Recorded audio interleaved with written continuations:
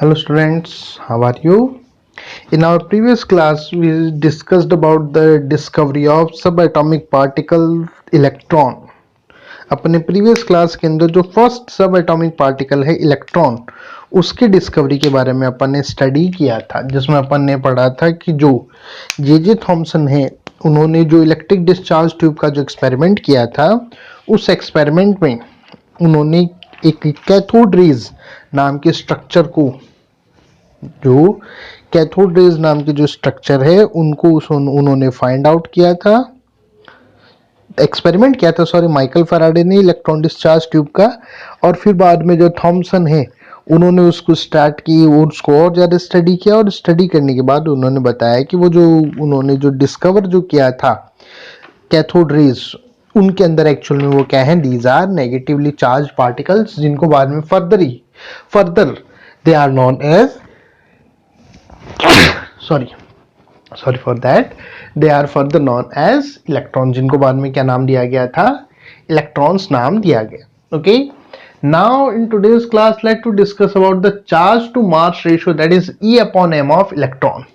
Electron जो है उनके लिए E upon m की वैल्यू, यानी कि चार्ज और उसके मास का रेशो, इसको जो जे थॉमसन है उन्होंने cathode ray tube CRT, that is CRT, इस CRT कैथोड रे ट्यूब की हेल्प से उन्होंने डिटरमिनेट किया था।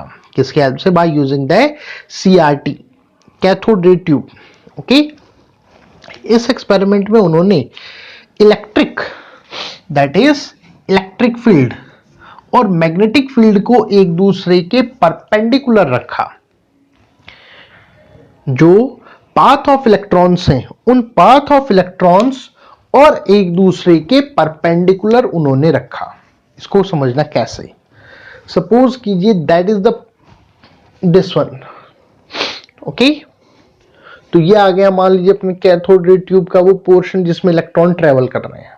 ओके, इन्होंने मैग्नेटिक फील्ड और इलेक्ट्रिक फील्ड, अब जैसे अपन ने डायग्राम में शो कर रखा है, दैट इज मैग्नेटिक फील्ड, इस तरह से, गॉट इट, क्लियर, और इलेक्ट्रिक फील्ड, इस इलेक्ट्रिक और मैग्नेटिक फील्ड को एक दूसरे के एज वेल एज जो इलेक्ट्रॉन्स का जो पाथ है उसके परपेंडिकुलर उन्होंने इसको प्लेस किया। Okay, clear. और फिर बाद में उन्होंने इलेक्ट्रॉन्स के डिफ्लेक्शन को उन्होंने स्टडी किया। ये किसको शो कर रहा है? देखो, ये शो कर रहा है, that is it is showing magnetic field, और ये किसको शो कर रहा है? It is showing electric field. इन दोनों को प्लेस करने के बाद एक ZNS स्क्रीन जो है CRT की, दैट इज फ्लोरेसेंट, जो कैसी होती है? फ्लोरेसेंट होती है, चमक पैदा करती है, and that is fluorescent screen. इसको डिटेक्टर के तौर पर उन्होंने यूज किया कि जब इलेक्ट्रॉन्स इस पे स्ट्राइक करेंगी तो वो कहां पर स्ट्राइक करते हैं, उसको उन्होंने स्टडी किया। अब यहां पर दैट इज कैथोड, ये तो क्या है? Cathode, and that is anode, और वो भी कैसा? परफोर्टेड। कैसा है? परफोर्टेड एनोड, ताकि इलेक्ट्रॉन्स इसके बीच में ट्रेवल कर सके। इसको उन्होंने बैटरी के साथ एक हाई वोल्टेज इलेक्ट्रिक सोर्स के साथ सेट किया। क्या किया इन्होंने? हाई वोल्टेज इलेक्ट्रिक सोर्स के साथ सेट किया, और फिर बाद में इस एक्सपेरिमेंट को उन्होंने परफॉर्म किया। सबसे पहले इलेक्ट्रिक और मैग्नेटिक फील्ड की अब्सेंस उन्होंने क्रिएट की। इलेक्ट्रिक और मैग्नेटिक फील्ड की अब्सेंस क्रिएट की, तो ये जो इलेक्ट्रॉन्स है कैथोड रे, इसकी यहां पर मान लेते हैं, मैं इस पॉइंट को नाम दे रहा हूं B, यहां पर उनको इसकी शाइन दिखाई थी। अब देखो, हमारी मर्जी है, इसको ABC नाम दे दो या इसको ABC, जो अपनी मर्जी हो वैसे अपन नाम दे सकते हैं। ओके, तो जैसे मैं यहां पे यूज कर रहा हूं B, तो उन्होंने यहां B वाले पॉइंट पर उन्होंने फ्लोरेसेंस को डिटेक्ट किया। क्या किया? B वाले पॉइंट पर उन्होंने फ्लोरेसेंस को डिटेक्ट किया। ओके, अब उन्होंने बाद में इलेक्ट्रिक फील्ड अप्लाई किया। क्या अप्लाई किया? इसके बाद केवल और केवल इलेक्ट्रिक फील्ड अप्लाई किया। इलेक्ट्रिक फील्ड अप्लाई करते ही जो इलेक्ट्रॉन्स हैं वो डेविएट होंगे। अब ये जैसे इलेक्ट्रॉन है ये इधर चल रहा है, अब इलेक्ट्रिक फील्ड अप्लाई करते ही पॉजिटिव टर्मिनल है तो डेफिनेटली अट्रैक्ट होंगे पॉजिटिव की तरफ, क्योंकि इलेक्ट्रॉन पर खुद पर क्या होता है? Negative charge. हालांकि इस टाइम तक पता नहीं चला था, लेकिन आज तो अपन जानते हैं ना, तो वो किधर जाएंगे? Towards that. और इधर जाने के कारण से उनमें डिफ्लेक्शन क्या आ गया? मान लीजिए दैट इज ए, यानी कि वो बी की जगह कहां पर स्ट्राइक किए? ए वाले पॉइंट पर। Got it? इसी तरह से जब उन्होंने केवल मैग्नेटिक फील्ड अप्लाई किया, क्या किया? केवल मैग्नेटिक फील्ड, तो उस कंडीशन में मान लीजिए वो स्ट्राइक किए सी पर। क्या किया? स्ट्राइक किया सी पर। ओके, अब उन्होंने इस एक्सपेरिमेंट में इस इलेक्ट्रिक और मैग्नेटिक फील्ड को इस तरीके से बैलेंस किया। क्या किया? इलेक्ट्रिक और मैग्नेटिक फील्ड, ये जो इलेक्ट्रिक और मैग्नेटिक फील्ड्स हैं, इनको उन्होंने इस तरीके से बैलेंस्ड किया कि इलेक्ट्रॉन्स जो हैं वो वापस कहां पर स्ट्राइक करें? बी पर। क्या करें? वापस स्ट्राइक कहां पर करें? बी के ऊपर स्ट्राइक करें। यानी कि अपन बोल सकते हैं carefully, he carefully balanced the electric and magnetic field in such a way that the electron which are moving from the original path comes back on that, वापस ओरिजिनल पाथ पे आ जाए। जो दाएं बाएं मूव हो रहे थे वो वापस कहां जाए? ओरिजिनल पाथ, यानी कि बी के ऊपर वो आ जाए। Got it? क्लियर? अंडरस्टैंड?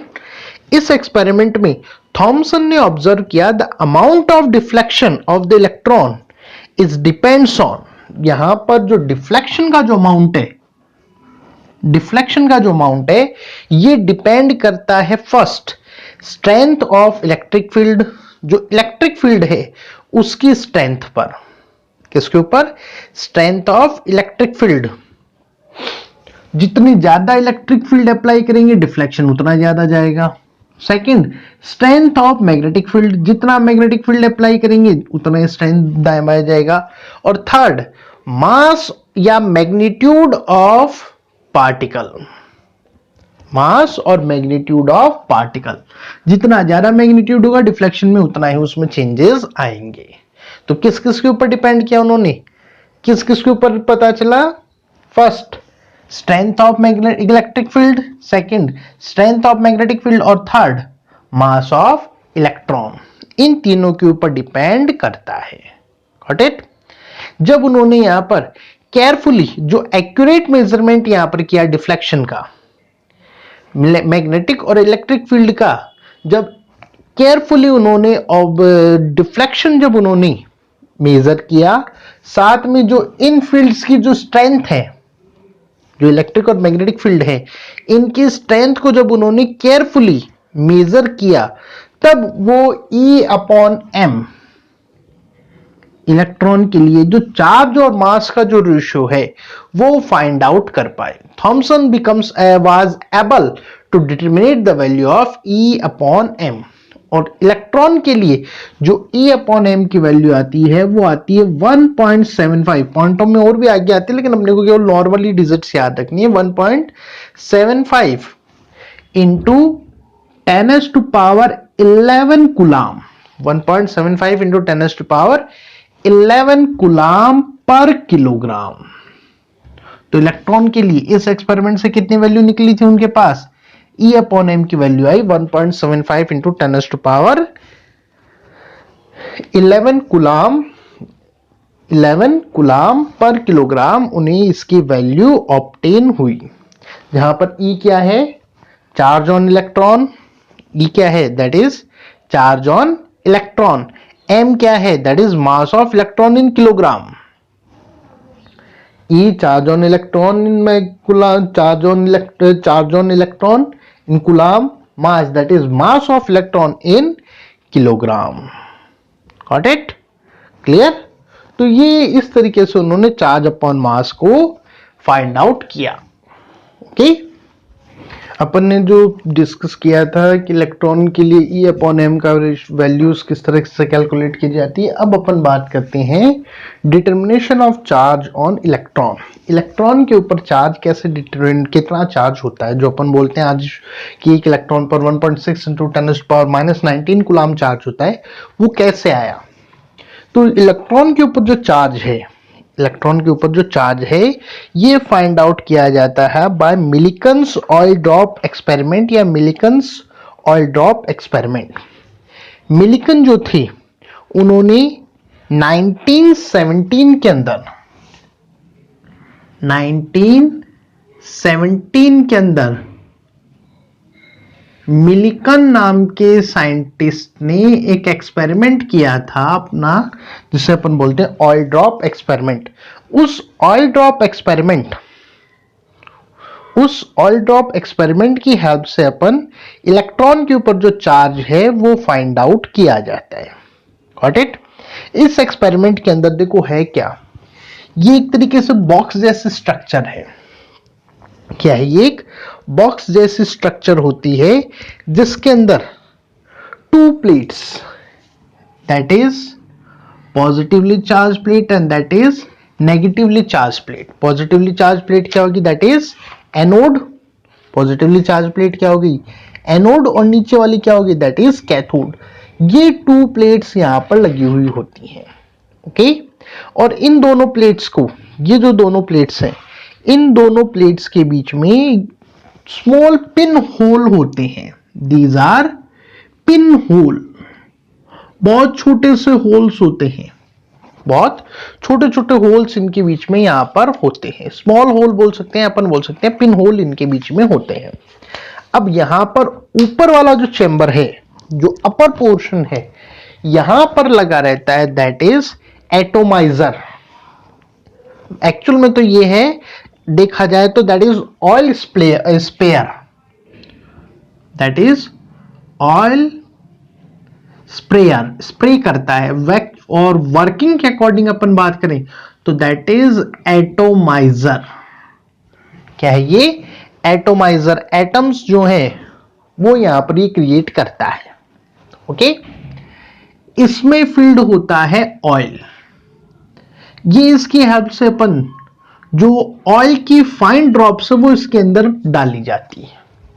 क्या करते हैं? फाइन ड्रॉप्स इसके अंदर डालते हैं बॉक्स के अंदर।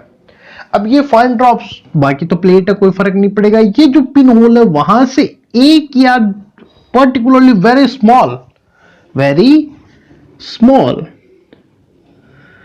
ऑयल ड्रॉप जो है वो यहां इन प्लेट्स के बीच में आती है। जो दोनों प्लेट्स हैं उनके बीच में यहां पर आती है। ओके। इस ऑयल ड्रॉप पर इस साइड में दैट इज एक्स-रे। ये क्या है? That is X-ray producer, X-ray source बोल सकते हैं अपन।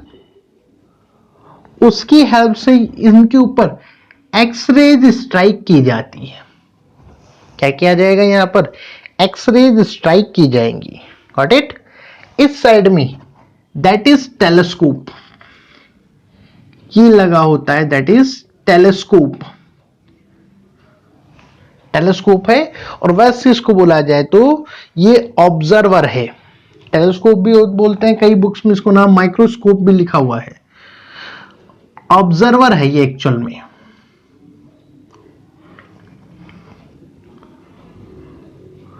ऑब्जर्वर, जिससे अपन इस ड्रॉप को अपन ऑब्जर्व करते हैं। Got it. अब यहां पर इस एक्सपेरिमेंट, इस सेटअप की हेल्प से अपन क्या करते हैं? इलेक्ट्रॉन के ऊपर चार्ज को फाइंड आउट किया जाता है। अब करते कैसे उसके ऊपर बात करें। सबसे पहले यहां पर इस ऑयल स्प्रेयर, जो ऑयल स्प्रेयर है, दैट इससे ऑयल की बहुत फाइन ड्रॉप्स को यहां पर डाला जाता है। जो बॉक्स है इसके अंदर यहां पर ऑयल ड्रॉपलेट्स, जैसे ये मान लीजिए दीज आर ऑयल ड्रॉपलेट्स, वो ऑयल ड्रॉपलेट्स प्रोड्यूस की जाती हैं। अब ये ऑयल ड्रॉपलेट्स जो हैं they fall between the charge particles under gravity, charge plates under gravity, ये दोनों जो प्लेट्स हैं, अब ये यहां पे नीचे की साइड आती है, तो बाकी तो चलो प्लेट पे गिर रही, कोई एक ड्रॉप जो होगी वो इस स्मॉल पिन होल से पार करेगी और कहां जाएगी, इन दोनों प्लेट्स के बीच में आती है।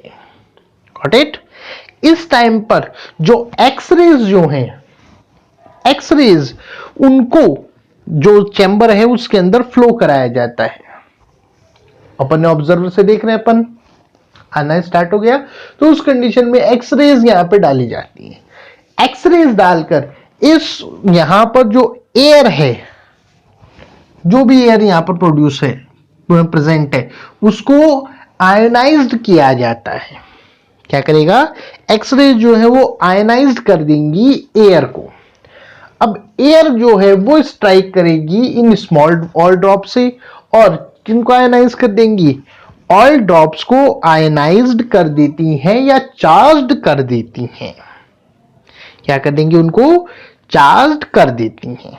अब ये जो चार्ज्ड है, अब ये चार्ज इन दोनों प्लेट्स के बीच में यहां पर ये चार्ज कंडीशन है। ओके, अब यहां पर इनके इलेक्ट्रिक फील्ड को इस तरीके से घटाया या बढ़ाया जाता है। इस तरीके से जो इलेक्ट्रिक फील्ड है उसको इस तरीके से अपन एडजस्ट करते हैं कि जो चार्ज जो है वो यहां पर, सॉरी, जो चार्ज ड्रॉपलेट है वो यहां पर स्टेबल हो जाए। क्या हो जाए? यहां पर एडजस्ट हो जाए, यानी कि जो चार्ज जो नीचे जाने की जो स्पीड है, जो यहां पर जो ड्रॉपिंग आयल जो ड्रॉपिंग जो है उसको स्टेशनरी कर दिया जाता है। Okay, clear? इस तरीके से अपन इनके ऊपर देखो कब आ जाएगा स्टेज, जब इसके ऊपर जितना चार्ज है उतना ही चार्ज इन प्लेट्स के ऊपर हो, तभी तो यहां पर ये रुकेगी। तो इस तरीके से अपन इसके ऊपर जो चार्ज प्रोड्यूस होता है उसको अपन फाइंड आउट कर लेते हैं। क्लियर? अंडरस्टैंड? तो अपन बोल सकते हैं द अमाउंट ऑफ चार्ज, वो अपन यहां पर फाइंड आउट कर लेते हैं। Okay, mass of charge, mass of droplet है वो अपन आसानी के साथ फाइंड आउट कर ही सकते हैं। अभी ऑयल ड्रॉपलेट का कितना मास है वो अपन आराम से फाइंड आउट कर लेंगे। तो यहां पर मास और जो चार्जेस हैं उनको अपन यहां पर फाइंड आउट करते हैं। कर लिया? अब उसके बाद अपन जो फॉर्मूला है, जो अपन लोअर क्लास में अपन ने पढ़े हैं, Q is equals to n e, Q is equals to n e, उसकी हेल्प से अपन फाइंड आउट करते हैं। अब Q का मीन्स क्या है? चार्ज। अब उस पर कितना चार्ज है वो तो अपन को यहां से पता चल गया, प्लेट्स पर कितना वोल्टेज अपन ने लगा रखा है। एन नॉर्मली ये मानते हैं कि एक इलेक्ट्रॉन या एक एक्सरे जो है वो 1 यहां पर प्रोड्यूस है। एन की वैल्यू जो है दैट इज न्यूमेरिकल वैल्यू 1 2 3 वो यहां पर डिटरमिनेट की जाती है, और ई का मीन्स होता है that is charge on electron. Q किसको डिनोट कर रहा है यहां पर? That is charge. एन किसको डिनोट कर रहा है? एक्चुअल में देखा जाए तो that is number of electron, number of electron. और ई किसको डिनोट कर रहा है? दैट इज, एन किसको डिनोट कर रहा है यहां पर? नंबर ऑफ इलेक्ट्रॉन, या जिसको अपन थोड़े सा अगर अपन और लैंग्वेज में अपन बोले तो the integral multiplier of electrical charge. Okay, और ई जो है ये ई यहां पर इंडिकेट कर रहा है that is charge on 1 electron, एक इलेक्ट्रॉन पर कितना चार्ज मौजूद है। ओके, इसकी हेल्प से, ये जो फॉर्मूला है इसके हेल्प से जब अपन एक इलेक्ट्रॉन पर चार्ज को फाइंड आउट करते हैं, तो वैल्यू आती है इस एक्सपेरिमेंट के थ्रू, जो वैल्यू अपने को ऑब्टेन होती है दैट इज 1.602 इंटू 10⁻⁻19 कूलम। कितना आ जाता है? 1.602 इंटू 10⁻⁻19 कूलम हमें ऑब्टेन होता है। Got it? तो इस तरीके से इस एक्सपेरिमेंट की हेल्प से, जो मिलिकन का जो एक्सपेरिमेंट है ऑयल ड्रॉप एक्सपेरिमेंट, उसकी हेल्प से अपन एक इलेक्ट्रॉन पर जो चार्ज है वो अपन फाइंड आउट करते हैं। वो कितना आता है, दैट इज 1.602 इंटू 10⁻9 कूलाम। अब इसी के थ्रू अपन एक इलेक्ट्रॉन का मास भी अपन इजीली फाइंड आउट कर सकते हैं।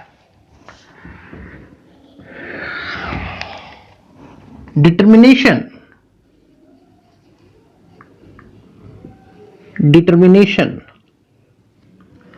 Of mass of electron. कैसे, देखो अपन ने फाइंड आउट कर रखा है ME, अभी अभी अपन ने निकाला था ना, mass upon E upon M, charge mass ratio अपन ने फाइंड आउट कर लिया था।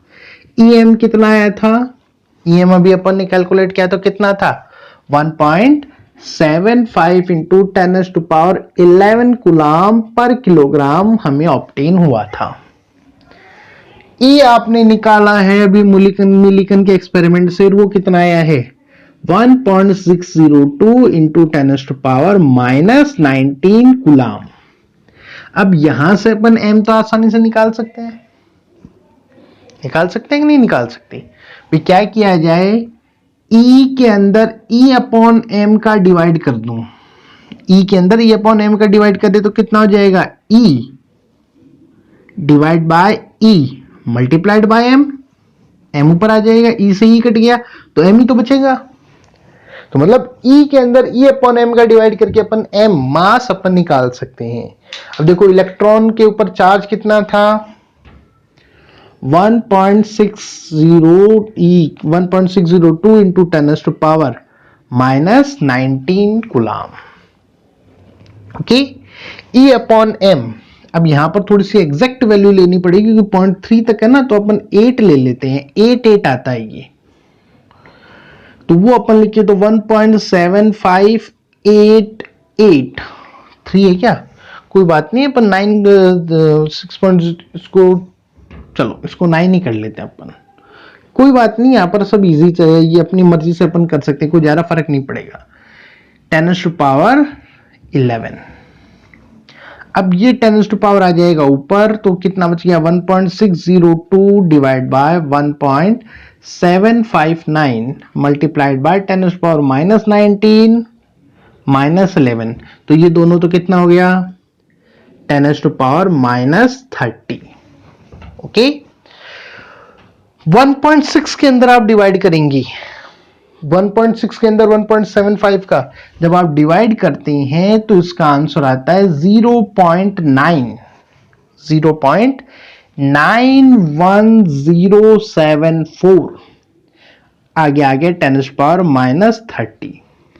अब अगर इसी वैल्यू को मैं थोड़ा सा चेंज करके लिखना चाहूं तो ये भी तो लिख सकता हूं, 9.1 इंटू 10⁻⁻1 लिखूं, वैल्यू तो यही आनी है भाई। हमारे पास कितना है, 91 है, इस 91 को ये भी तो लिख सकता हूं मैं, 9.1 डिवाइड बाय 10, बात तो एक ही है।